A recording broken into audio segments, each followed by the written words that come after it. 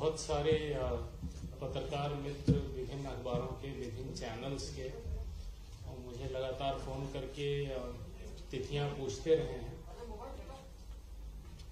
Formal press conference में announce करने से पहले किसी को तिथि बताना हमारे लिए संभव नहीं होता है, क्योंकि जैसे ही तिथि की सूचना दी जाती है वैसे ही आचरण संहिता लागू हो जाती है। तो हम ये आभास नहीं दे सकते कि कब हम चुनाव करने जा रहे हैं। पिछले बहुत समय से हम लोग लगातार कोशिश कर रहे थे कि हम चुनाव अनाउंस करें, लेकिन बीच में कुछ न कुछ ऐसी परिस्थितियां बनती थी जिसमें हम नहीं कर पा रहे थे। एक बार तो एक्चुअली अच्छा हुआ हमने नहीं किया, क्योंकि हम डेट अनाउंस करने जा रहे थे तब तक हमें राज्य शासन की चिट्ठी मिली कि अभी आप डेट अनाउंस नहीं करें, कोविड के बढ़ने का खतरा इस समय बहुत ज्यादा है। और एक्चुअली जिस दौरान हम चुनाव करने के बारे में सोच रहे थे उस समय इतनी भयानक सेकेंड वेव आई कि न केवल मध्य प्रदेश में बल्कि पूरे देश में बहुत बड़ी संख्या में लोग बीमार पड़े। मैं स्वयं बीमार पड़ा, मेरा पूरा परिवार बीमार पड़ा, मैं तो अस्पताल में भर्ती तक हो गया। तो अच्छा हुआ कि उस समय हमने राज्य सरकार की बात मान करके और चुनाव नहीं किया। अभी की स्थिति ऐसी है कि प्रदेश में 8 करोड़ 80 लाख टीकाकरण हो चुके हैं, फर्स्ट डोज सेकेंड डोज मिला करके, और बहुत बड़ी पॉपुलेशन कम से कम फर्स्ट डोज के लिए कवर की जा चुकी है। कोविड केसेस ज्यादा नहीं है, लेकिन चुनाव के दौरान हम किसी तरीके की लापरवाही कोविड को लेकर के नहीं होने देंगे। सभी कलेक्टरों को हम लगातार निर्देश देते रहे हैं। अभी भी हमारा पूरा जोर इस बात पर होगा कि चुनाव के दौरान जो कोविड अप्रोप्रिएट बिहेवियर है उसका पालन सभी लोग करें, मतदाता भी, हमारे मतदान कर्मी भी और सभी अधिकारी जो लॉ एंड ऑर्डर ड्यूटी में लगे हैं, जो मतदान के कार्य में लगे हैं। पिछले चुनाव पंचायतों के 2014-15 में संपन्न हुए थे। भाई थोड़ा शांतिपूर्वक 2014-15 में हुए थे। उसमें 841 जिला पंचायत सदस्य, सारी जानकारी हम आपको देंगे। आपको नोट करने की बहुत ज्यादा चीजों की आवश्यकता नहीं पड़ेगी, बट जानकारी तभी देंगे जब आप बाहर निकलेंगे, नहीं तो मेरी बात कोई सुनेगा ही नहीं। 841 जिला पंचायत सदस्य, 6774 जनपद पंचायत सदस्य, 22,604 सरपंच, 3,60,847 पंच पद के लिए निर्वाचन कराए गए थे। इन सभी का कार्यकाल मार्च 2020 में खत्म हो चुका है। तो बहुत लंबा समय इस बीच में गैप हुआ विभिन्न कारणों से, जिसमें कोविड एक बहुत बड़ा कारण है। इस बीच में मध्य प्रदेश शासन एक अध्यादेश लेकर के आया है 21 नवंबर 2021 को, अभी कुछ दिन पहले, और इसके अनुसार उन्होंने धारा 9 क अंतर स्थापित की, जिसके अनुसार अब 2014 की स्थिति बहाल हो गई। तो हमें, चूंकि हम बहुत ज्यादा जल्दी में थे उस समय चुनाव कराने की, हम शायद 22 तारीख को 22-23 के आसपास हम चुनाव की घोषणा कर देते, लेकिन इस अध्यादेश से हम थोड़ा सा सेटबैक हुए। लेकिन जो मतदाता सूची है वो तो पूरी हमारे पास पहले से तैयार थी, केवल एरिया बदल गया। इस दौरान 14 से लेकर 19 तक जितनी नई ग्राम पंचायतें बनी थी वो विलोपित हो गई। जिन वार्ड्स में जो भी परिवर्तन हुआ था वो विलोपित हो गया।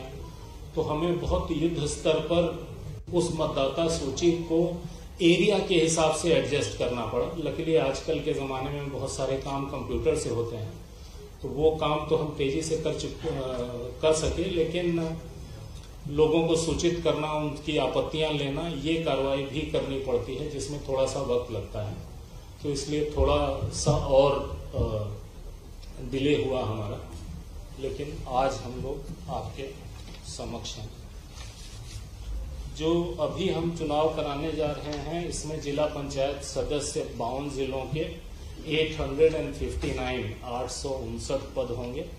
जनपद पंचायत सदस्य 313 जनपद पंचायतें हैं हमारी, उनमें 6,727, सरपंच 22,581 ग्राम पंचायतों के लिए 22,581, और इन्हीं ग्राम पंचायतों के लिए पंच 3,62,754। जो 114 ग्राम पंचायतें हमारी ऐसी हैं जिनका कार्यकाल मार्च 2022 के बाद पूरा होगा, तो इनका चुनाव हम मार्च 2022 इनका कार्यकाल पूरा होने के आसपास हम चुनाव कराएंगे। अभी इनको हम इलेक्शन में नहीं ले पा रहे हैं। इन ग्राम पंचायतों में पंच और सरपंच का चुनाव हम अलग से कराएंगे, लेकिन इनसे संबंधित जो जनपद पंचायत के सदस्य होंगे, जिला पंचायत के सदस्य होंगे, उनका इलेक्शन हम इस इलेक्शन के साथ कर रहे हैं। जो कार्यक्रम है हमारे चुनाव का वो 3 चरणों में होगा, ये हम पहले से बता रहे थे। और 3 चरणों में इसलिए होगा क्योंकि हमारे पास जितनी ईवीएम है उन्हीं को हमें 3 बार यूज करना पड़ेगा, इसलिए 3 चरण में हमें करने की जरूरत है। और एक बार जब हम ईवीएम को यूज कर लेते हैं तो उसका डीएमएम जिसमें सारा रिकॉर्ड होता है वो निकाल के हम रख लेते हैं, और ईवीएम की क्लीनिंग होती है, फर्स्ट लेवल चेक हम उसको कहते हैं, और फिर उसे उपयोग लायक बना करके तब हम अगले राउंड का चुनाव करते हैं। इसमें 15-20 दिन का समय लगता है, तो उतना गैप हमें हर चरण में देना पड़ता है। तो प्रथम चरण में हम 85 जनपद पंचायत ले रहे हैं, इसमें 6,283 ग्राम पंचायतें होंगी और मतदान केंद्र 19,998 होंगे। दूसरे चरण में 110 जनपद पंचायतें होंगी, 8,015 ग्राम पंचायतें होंगी और 24,840 इसमें मतदान केंद्र होंगे। तीसरे चरण में 118 जनपद पंचायतें होंगी, 8,397 ग्राम पंचायतें ली जाएंगी और 26,560 मतदान केंद्र होंगे। इसमें कुल मिला के 313 जनपद पंचायतें, 22,695 ग्राम पंचायतें और 71,398 मतदान केंद्र होंगे। एक चरण में जिन जिलों को लिया जाएगा उनकी संख्या है 9, 2 चरण में जिन जिलों को लेंगे उनकी संख्या है 7, बाकी 36 जिलों को हम 3 चरण में लेंगे। जिन्हें एक चरण में लेंगे उनका नाम है दतिया। ये जो 1 चरण, 2 चरण, 3 चरण, ये हमने लगातार कलेक्टरों से, डिस्ट्रिक्ट एडमिनिस्ट्रेशन से बात करके तय किया है कि कहाँ 1 चरण में डिस्ट्रिक्ट एडमिनिस्ट्रेशन करा लेगा, कहाँ 2 लगेगा, कहाँ 3 लगेगा। तो प्रथम 1 चरण में होने वाले जिले हैं 9, दतिया, हरदा, नरसिंहपुर, पन्ना, अलीराजपुर, निवाड़ी, इंदौर, ग्वालियर और भोपाल। ये इससे स्पष्ट है जहां पे बहुत बड़ा एरिया नहीं है, जैसे इंदौर, भोपाल तो अर्बन जिले हैं, तो वहां पे रूरल एरिया बहुत कम है, इसलिए हम उसे एक राउंड में ले पा रहे हैं। जो 2 चरणों में होंगे वो 7 जिले हैं, Burhanpur, Jabalpur, again very large urban area, the rural area is smaller, Singrauli, Umaria, Anuppur, Sheopur, Dewas. बाकी के 36 जिले हम तीनों राउंड में करेंगे। 1/1/2021 की स्थिति की मतदाता सूची का अंतिम प्रकाशन हम 3 मार्च 2021 को कर चुके हैं और इस मतदाता सूची के अनुसार 3,92,00,000 मतदाता हैं। इनमें पुरुष मतदाता 2,02,00,000 और 1,90,00,000 महिला मतदाता, अन्य मतदाता 1,044। कुल 71,398 मतदान केंद्र हैं। इनमें 3,095 मतदान केंद्रों में मतदाताओं की संख्या 750 से ज्यादा है। निर्वाचन के कार्यक्रम में 4,25,000 मतदान कर्मी नियुक्त होंगे। जो मतदान केंद्रों पर नियोजित किए जाएंगे कर्मचारी, उनका जिलेवार डेटाबेस तैयार कर लिया गया है। प्रत्येक मतदान केंद्र पर 1 पीठासीन अधिकारी और 4 मतदान अधिकारी नियुक्त होंगे। जहां 750 से ज्यादा मतदाता हैं, इनकी संख्या बहुत ही कम है, वहां पे एक अतिरिक्त मतदान कर्मी नियुक्त किया जाएगा। पंचायत निर्वाचन हेतु जिस विकासखंड में निर्वाचन संपन्न होगा, जिले के भीतर उससे भिन्न विकासखंड के कर्मचारी रैंडमाइजेशन पद्धति से नियोजित किए जाएंगे, ताकि वहीं का कोई आदमी वहां पर ड्यूटी न करे। कोविड प्रोटोकॉल को दृष्टिगत रखते हुए मतदान कर्मियों के तीसरे रैंडमाइजेशन का समय मतदान प्रारंभ होने से 24 घंटे के पूर्व के स्थान पर 48 घंटे पूर्व किया गया है। पहले 24 घंटे पहले करते थे, अब 48 घंटे पहले करेंगे। पंचायतों के आम निर्वाचन के लिए पंच, सरपंच, जनपद पंचायत सदस्य एवं जिला पंचायत सदस्य का निर्वाचन प्रत्यक्ष मतदान प्रणाली से होगा। पंच एवं सरपंच का निर्वाचन मतपत्र पर मतांकन उपरांत मतपेटी के माध्यम से तथा जनपद पंचायत सदस्य एवं जिला पंचायत सदस्य का निर्वाचन ईवीएम के माध्यम से संपन्न होगा।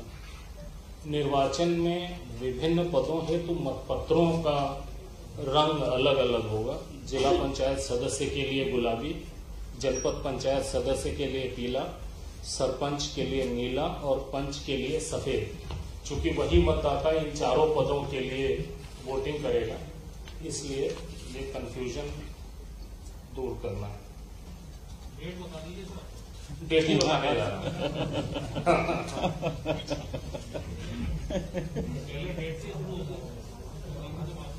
प्रसाद पहले बंट गया तो कथा कौन सुनेगा। जो ये चीजें भी उतनी ही इम्पोर्टेंट है जितनी इम्पोर्टेंट डेट है, और ये डिसेमिनेट होना पब्लिक को जरूरी है आपके माध्यम से। हम तो अपनी ओर से और जिला प्रशासन के माध्यम से कोशिश कर ही रहे हैं, लेकिन हमारी रीच कभी उतनी नहीं हो सकती जितनी रीच आपकी है। समस्त मतदान केंद्रों पर मतदान का समय 7 बजे से दोपहर 3 बजे तक होगा, और सिस्टम वही रहता है कि जो भी समय से पहुंच गया उसे पर्ची दी जाती है। तब तक मतदान चलता है जब तक सारे पर्ची वाले लोग वोट नहीं डाल रहे हैं। मतदान हेतु मतदाता को आयोग द्वारा विहित 23 पहचान पत्रों में से कोई एक पहचान पत्र साथ में लाना होगा। आइडेंटिफिकेशन जरूरी है। पंच एवं सरपंच पद की मतगणना मतदान समाप्ति के बाद मतदान केंद्र पर ही की जाएगी। जनपद पंचायत सदस्य एवं जिला पंचायत सदस्य के पदों हेतु ईवीएम से मतगणना विकासखंड मुख्यालय पर की जाएगी। पंच सरपंच पद की मतगणना का सारणीकरण एवं परिणाम की घोषणा विकासखंड मुख्यालय पर की जाएगी। जनपद पंचायत सदस्य के मतों का सारणीकरण एवं परिणाम की घोषणा विकासखंड मुख्यालय पर ही की जाएगी। जिला पंचायत सदस्य के लिए मतों का विकासखंड स्तरीय सारणीकरण उपरांत जिला मुख्यालय पर सारणीकरण करते हुए निर्वाचन परिणाम की घोषणा की जाएगी। पंचायत के इस चुनाव के लिए हमारे पास कुल 55,000 ईवीएम उपलब्ध हैं। विभिन्न चरणों में हम जो ईवीएम का इस्तेमाल कर रहे हैं, रिजर्व ईवीएम जोड़ करके प्रथम चरण में 26,910, द्वितीय चरण में 33,657 और तृतीय चरण में 35,797। इससे पता लगता है कितने ईवीएम हमें लगते हैं, और चूंकि केवल 55,000 हैं, इस कारण से हमें कई राउंड में जाना पड़ रहा है। हर विकास खंड में रिजर्व ईवीएम उतनी होगी जितनी ग्राम पंचायतें हैं उस विकास खंड में। आयोग द्वारा प्रयुक्त ईवीएम में मतदान का डेटा सुरक्षित रखने के लिए डीएमएम होता है हमारे पास, डिटैचेबल मेमोरी मॉड्यूल, उसे हम अलग कर लेते हैं। उसके बाद ईवीएम की फर्स्ट लेवल चेक करके फिर उसको दोबारा इस्तेमाल करते हैं। प्रत्येक चरण की मतगणना के बाद जो ईवीएम का डीएमएम है उसे अलग करके फिर हम सील बंद कर लेते हैं। एक चरण में उपयोग करके जो मुक्त हुई उसका फर्स्ट लेवल चेक, जैसा हमने बताया, वो करने के बाद ही उसे अगले इलेक्शन में यूज करते हैं। जो त्रिस्तरीय पंचायतों के विभिन्न पदों यानी पंच, सरपंच, जनपद पंचायत, जिला पंचायत के लिए एक इंटीग्रेटेड एकीकृत नाम निर्देशन पत्र की व्यवस्था की गई है। जिला पंचायत सदस्य के लिए नाम निर्देशन पत्र जिला मुख्यालय पर, जनपद पंचायत सदस्य के लिए विकासखंड मुख्यालय पर तथा पंच एवं सरपंच पद के लिए विकासखंड मुख्यालय एवं क्लस्टर मुख्यालय पर लिए जाएंगे।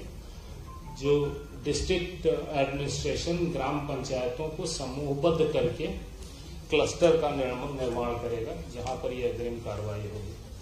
जो निक्षेप राशि जमा करनी होती है। जिला पंचायत सदस्य के लिए 8,000, जनपद पंचायत सदस्य के लिए 4,000, ग्राम पंचायत सरपंच के लिए 2,000, पंच के लिए 400 रुपए।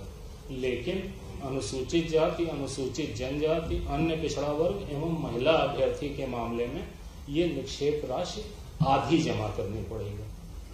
पंच पद के लिए नाम निर्देशन पत्र के साथ अभ्यर्थी को निर्धारित प्रारूप में घोषणा पत्र प्रस्तुत करना है, बाकी को शपथ पत्र प्रस्तुत करना है। पंच के लिए केवल घोषणा पत्र काफी है। रिटर्निंग ऑफिसर द्वारा इस जानकारी का सार्वजनिक प्रदर्शन अपने कार्यालय के सूचना पटल पर किया जाएगा। जो ये जानकारी देंगे वो सार्वजनिक की जाएगी। रिटर्निंग ऑफिसर के कक्ष में नाम निर्देशन प्रस्तुत किए जाने के दौरान अभ्यर्थी के साथ अधिकतम 2 व्यक्ति प्रवेश कर सकेंगे, ज्यादा भीड़ नहीं जाएगी। नामांकन के प्रयोजन के लिए वाहनों की संख्या 2 तक सीमित की गई। हम आईटी का काफी उपयोग करते हैं निर्वाचन में, और ऑनलाइन नॉमिनेशन की व्यवस्था भी है। लोग अपना नॉमिनेशन ऑनलाइन कर सकते हैं, लेकिन उसकी हार्ड कॉपी व्यक्तिगत रूप से उन्हें रिटर्निंग ऑफिसर को प्रस्तुत करनी पड़ेगी। ऑनलाइन भरने के लिए रिटर्निंग ऑफिसर के कार्यालय में हेल्प डेस्क सुविधा केंद्र ये स्थापित किए जाएंगे, ताकि ऐसे लोग जो ऑनलाइन ऑपरेशन नहीं कर सकते उनकी मदद की जा सके। निर्वाचन के लिए जो मतदान दल और मतगणना दल गठित किए जाएंगे वो एनआईसी ने सॉफ्टवेयर डेवलप किया है, कॉमन इलेक्शन मैनेजमेंट सिस्टम, उसके माध्यम से किया जाएगा। मतदाता सूची में दर्ज नाम की जानकारी आयोग की वेबसाइट mplocalelection.gov.in पर अथवा चुनाव मोबाइल ऐप के माध्यम से प्राप्त की जा सकती है। सहज सुलभ है, कोई भी अपना नाम देख सकता है। स्ट्रांग रूम मतदान केंद्रों एवं मतगणना स्थलों पर आवश्यक सुरक्षा व्यवस्था की जाएगी। जो संवेदनशील, अति संवेदनशील मतदान केंद्र हम आइडेंटिफाई करते हैं, जिनमें विशेष दृष्टि रखी जाती है। संवेदनशील मतदान केंद्र 15,863 हैं और अति संवेदनशील 6,233 हैं। सेक्टर जोनल मजिस्ट्रेट इनकी नियुक्ति की जाएगी। पर्याप्त पुलिस व्यवस्था की जाएगी ताकि इलेक्शन शांतिपूर्वक हो सके, और 3 चरणों में करने से भी पुलिस व्यवस्था में हमें आसानी होगी। बहुत जरूरी है, ये आपके लिए भी नोट करने के लिए है कि निर्वाचन संबंधी शिकायतों के त्वरित निराकरण के लिए आयोग मुख्यालय में एक कंट्रोल रूम स्थापित किया गया है, जिसका दूरभाष क्रमांक 0755-255-1076 है। 255-1076 है। किसी को भी निर्वाचन संबंधी कोई भी शिकायत करनी हो तो इस नंबर पर वो फोन कर सकते हैं और इमीडिएट उस पर कार्यवाही सुनिश्चित की जाएगी। इसी तरीके से हर जिले में जिला स्तरीय कंट्रोल रूम स्थापित किए जाएंगे, जहां पर लोग डायरेक्टली शिकायत कर सकेंगे। हम लोग निर्वाचन के पर्यवेक्षण के लिए हर जिले में प्रेक्षक नियुक्त करते हैं। उन्हें जब मतदाता सूची बन रही होती है तो भी हर स्टेज में हम उन्हें जिले में भेजते रहते हैं और उनसे रिपोर्ट लेते हैं। बहुत सारी वोटर लिस्ट को लेकर शिकायतें हमें मिली थी। कुछ हमने जिला प्रशासन से जांच कराई, कुछ हमने अपने प्रेक्षकों से जांच कराई, और ऐसी शिकायतें जो हमें लगी कि बहुत सीरियस नेचर की हैं, उसमें जिला प्रशासन के साथ साथ हमने पैरेलल जांच अपने प्रेक्षक से भी कराई, ताकि सही स्थिति ज्यादा हमारे सामने स्पष्ट हो सके। मतदाता जागरूकता के लिए systematic education, nurturing, sensitisation, electorate से संबंधित गतिविधियों का आयोजन करते हैं हम लोग कंटिन्यूअसली। अभी इस बीच में और करेंगे। मतदाताओं को ईवीएम की कार्यप्रणाली से अवगत कराते हुए अधिक से अधिक मतदान करने के लिए प्रेरित किया जा रहा है। हमारी जिम्मेदारियों में से एक जिम्मेदारी ये भी है कि ज्यादा से ज्यादा लोग चुनाव में भाग लें। मतदान के दौरान कोविड संक्रमण से बचाव के लिए हमने क्या क्या प्रबंध किए हैं, ये भी हम मतदाताओं को लगातार बताते जा रहे हैं, ताकि उन्हें पता लगे कि उनकी सुरक्षा के लिए क्या किया जा रहा है। उसके साथ साथ उन्हें खुद अपनी सुरक्षा के लिए क्या करना है, ये जानकारी दी जा रही है। आज जैसे ही चुनाव की घोषणा होती है, वैसे ही आदर्श आचरण संहिता लागू हो जाएगी। मतदाताओं को प्रभावित करने संबंधी घटनाओं पर नियंत्रण के लिए आदर्श आचरण संहिता लगती है और परिणाम घोषित होने तक ये प्रभावशील रहेगी। आदर्श आचरण संहिता के प्रावधान राजनीतिक दलों पर भी लागू होते हैं। हालांकि चुनाव नॉन पार्टी बेसिस पर होते हैं, लेकिन model code of conduct political parties पर भी लगता है, उन्हें भी इसका पूरी तरीके से पालन करना होता है। अभ्यर्थियों पर, शासकीय विभागों, कर्मियों, त्रिस्तरीय पंचायतों के पदाधिकारियों एवं कर्मचारियों सब पर लागू होता है। इनफैक्ट हम जब जैसे ही इलेक्शन डिक्लेयर करते हैं वैसे ही हम चीफ सेक्रेटरी को पत्र लिखते हैं 500 कॉपियों के साथ आदर्श आचरण संहिता की, कि वो हर विभाग तक वो पहुंचा दें और उन्हें इंस्ट्रक्ट करें कि ये आदर्श आचरण संहिता है। पूरी की पूरी गवर्नमेंट, सारे के सारे सरकारी विभाग इसका पालन करें। निर्वाचन के दौरान किसी भी अभ्यर्थी को प्रचार हेतु सभा, रैली, जुलूस आदि आयोजन के पूर्व सक्षम प्राधिकारी की अनुमति लेना अनिवार्य होगा।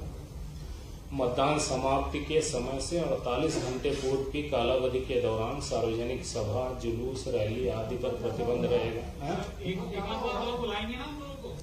अंतिम पैराग्राफ तक पहुंचा हूं, धीरे छूट गया। ये सब नहीं मिलेगा आपको, मुद्दे की बात मिलेगी। नहीं, आपका सदैव स्वागत है। हम भागते इसलिए हैं क्योंकि आप केवल डेट पूछते हो जो हम बता नहीं सकते। आज हम बता सकते हैं तो हमने खुद सबको बुलाया। ठीक है। आयोग ने कोविड से बचाव के लिए ढेर सारे निर्देश जारी किए हैं। वो वही हैं जिनसे आप बार बार परिचित हैं, तो जो आप चाहते हैं वो बता दें आपको। निर्वाचन की सूचना का प्रकाशन और नाम निर्देशन पत्र प्राप्त करना, ये प्रथम चरण के लिए 13/12/2021 यानी 13 तारीख से निर्वाचन की सूचना का प्रकाशन किया जाएगा और नाम निर्देशन पत्र प्राप्त करना शुरू हो जाएगा। नाम निर्देशन पत्र प्राप्त करने की अंतिम तारीख 20 दिसंबर।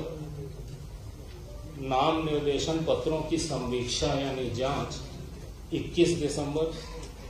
नाम वापस लेने की अंतिम तारीख 23/12 और इसी दिन सिंबल अलॉटमेंट होगा। मतदान यदि आवश्यक हो, हम ऐसा इसलिए कहते हैं कि पंच के पद के लिए कई बार कुछ जगहों पर या कई जगहों पर इलेक्शन नहीं होते हैं। मतदान 6 जनवरी 2022 पहले चरण का।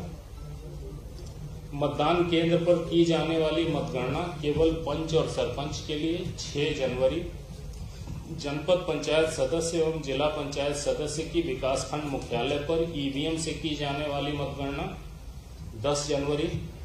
पंच सरपंच पद की मतदान केंद्र पर की गई मतगणना का सारणीकरण और परिणाम की घोषणा और पंच सरपंच पद की विकासखंड मुख्यालय पर की जाने वाली मतगणना सारणीकरण निर्वाचन परिणाम की घोषणा 11 जनवरी। जनपद पंचायत सदस्य पद के लिए मतों का सारणीकरण और निर्वाचन परिणाम की घोषणा। जिला पंचायत सदस्य पद के लिए मतों का विकासखंड स्तरीय सारणीकरण 22 तारीख को, 22 फरवरी। जिला पंचायत सदस्य पद के लिए मतों का जिला मुख्यालय पर सारणीकरण एवं निर्वाचन परिणाम की घोषणा 23 फरवरी। द्वितीय चरण में निर्वाचन पद की सूचना का प्रकाशन 13/12 सेम डेट। नाम निर्देशन पत्र प्राप्त करने की अंतिम तारीख 20/12। संवीक्षा 21/12। नाम वापस लेने की तारीख 23/12। मतदान 28/1। हमें गैप देना पड़ता है 15-20 दिन का, ताकि हम डीएमएम निकाल करके और ईवीएम का फर्स्ट लेवल चेक करके ईवीएम क्लीनिंग करके उसे अगले चुनाव के लिए तैयार कर सकें। मतगणना पंच सरपंच की 28/1। जनपद पंचायत सदस्य एवं जिला पंचायत सदस्य की विकासखंड मुख्यालय पर ईवीएम से की जाने वाली मतगणना 1 फरवरी। पंच सरपंच पद की मतदान केंद्र पर की गई मतगणना का सारणीकरण और परिणाम की घोषणा 2 फरवरी। जनपद पंचायत सदस्य के लिए सारणीकरण और घोषणा 22 फरवरी। और जिला पंचायत के सदस्य के लिए सारणीकरण उनके मतों का, और 23 फरवरी को जिला मुख्यालय पर जिला पंचायत के सदस्य के निर्वाचन परिणाम की घोषणा। तीसरे राउंड के प्रकाशन और नाम निर्देशन प्राप्त करना 30 दिसंबर के अंदर करना हमारे लिए आवश्यक है। नाम निर्देशन प्राप्त करने की अंतिम तारीख 6 जनवरी, जांच 7 जनवरी, नाम वापस लेना और प्रतीक आवंटन 10 जनवरी, मतदान 16 फरवरी। तो मतदान 6 जनवरी, 28 जनवरी और 16 फरवरी, ये 3 राउंड के मतदान हैं। 16/2 को पंच सरपंच की मतगणना, जनपद पंचायत सदस्य और जिला पंचायत सदस्य के मतों की गणना 20 फरवरी, पंच सरपंच पद की मतदान केंद्र पर की गई मतगणना का सारणीकरण और परिणाम की घोषणा 21 फरवरी, जनपद पंचायत के लिए परिणाम घोषणा 22 फरवरी, जिला पंचायत का सारणीकरण होगा उस दिन, और अगले दिन 23 फरवरी को जिला पंचायत सदस्य के पद के लिए सारणीकरण और निर्वाचन परिणाम की घोषणा होगी।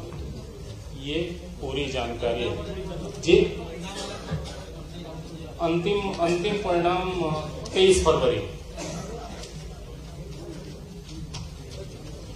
ये जानकारी आपको दे दी जाएगी।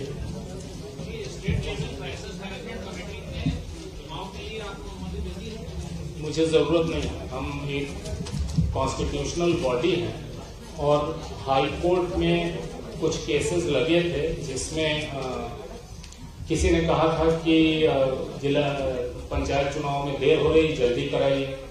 किसी ने कहा था कि कोविड फैल रहा है, जल्दी करिए। आज की तारीख में एज ऑफ टुडे पूरे प्रदेश में 128 केस है।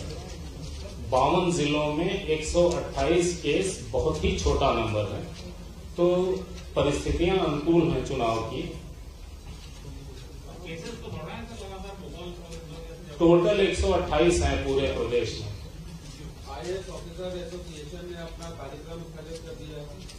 हाँ, उसके हम भी IAS अधिकारी हैं भूतपूर्व। उसके कई कारण हैं, कोरोना उसका कारण नहीं है। शांत रहे तो बात सुनाई देगी जी।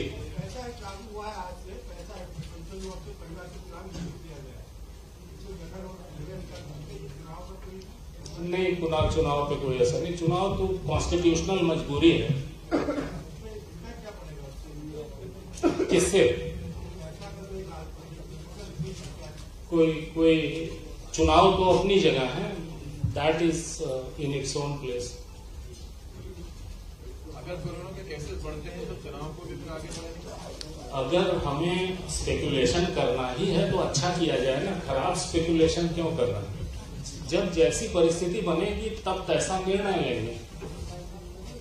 चुनाव कभी भी इस तरीके से नहीं किए जाएंगे कि आम जनता के जान माल स्वास्थ्य को किसी भी प्रकार का खतरा है।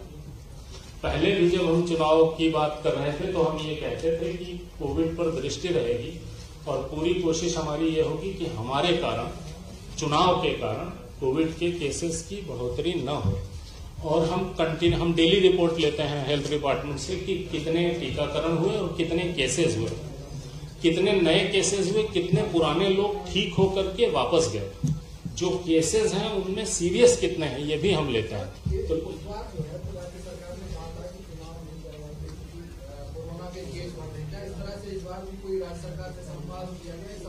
राज्य सरकार से स्थायी संवाद होता रहता है, हम डेली रिपोर्ट लेते रहते हैं। और हम चुनाव करने जा रहे हैं ये राज्य सरकार को इसलिए पता लग जाता है क्योंकि हम चुनाव से पहले कलेक्टरों से वीसी करते हैं। कलेक्टरों से वीसी करने के लिए जीएडी की अनुमति लगती है कलेक्टर को कि वो वीसी अटेंड कर सके। तो हमारे यहाँ से चिट्ठी जाती है जीएडी को कि कलेक्टरों को अनुमति दीजिए, हम इस तारीख को इतने बजे वीसी करना चाहते हैं। हाँ,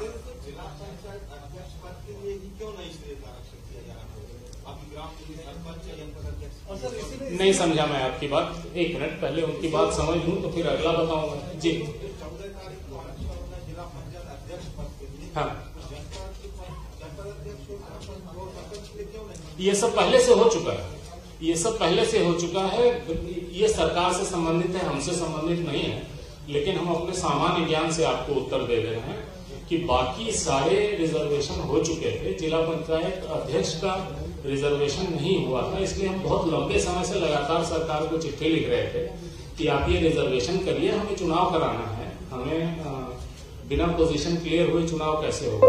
तब राज्य सरकार ने ये एक्शन वैसे भी उन्हें लेना था, बिकॉज जिला पंचायत अध्यक्ष का रिजर्वेशन नहीं करें ऐसा कैसे हो सकता है, बहुत लंबे समय से रुका हुआ था। तो राज्य सरकार इंडिपेंडेंटली कार्रवाई कर रही है, हमारा उसमें कोई हाथ नहीं है। राज्य सरकार का सार्वभौम अधिकार है डिलिमिटेशन, रिजर्वेशन, इसमें इलेक्शन कमीशन का कोई रोल नहीं है।